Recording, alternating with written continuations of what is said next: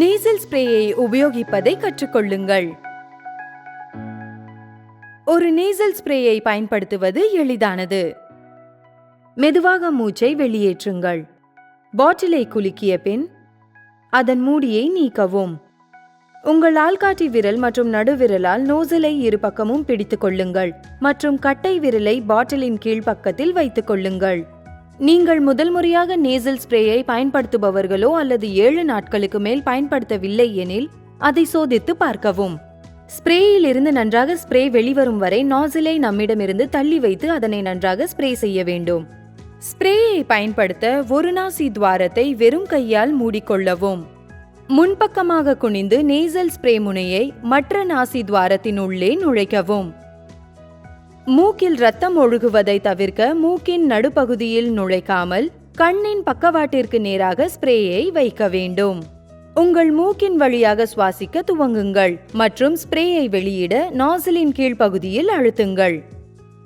உங்கள் வாயின் மூலம் சுவாசிக்கவும். இரண்டாவது டோஸ் பரிந்துரைக்கப்பட்டால் மீண்டும் ஒரு முறை அனைத்து செயல்முறைகளை மீண்டும் செய்யவும்.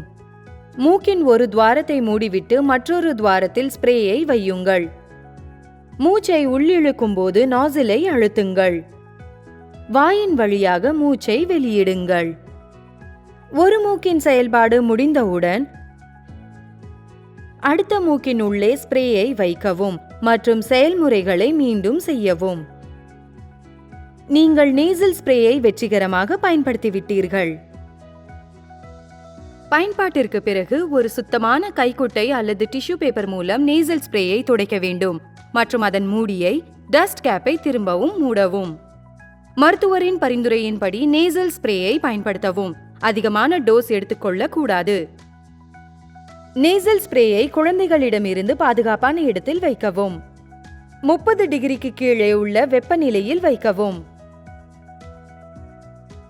ஆழ்ந்த சுவாசத்தை தவிர்ப்பதன் மூலம் மருந்து தொண்டையின் பின்புறத்தில் செல்வதை தடுக்கலாம். அவ்வாறு சென்றால் அது செயல்திறனை குறைப்பதுடன் விரும்பத்தகாததாகவும் இருக்கிறது.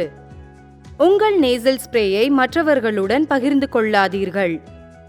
மருந்தை எடுத்துக்கொண்டு உடனடியாக மூச்சை வெளியிட வேண்டாம். ஃப்ரிட்ஜில் வைக்க வேண்டாம் மற்றும் சூரிய ஒளியில் இருந்து பாதுகாப்பாக வைக்கவும். நேசல் ஸ்ப்ரேயை பயன்படுத்தும் போது மூக்கின் மையத்தை நோக்கி செலுத்த வேண்டாம். அது மூக்கில் ரத்தம் ஒழுக வழிவகுக்கலாம்.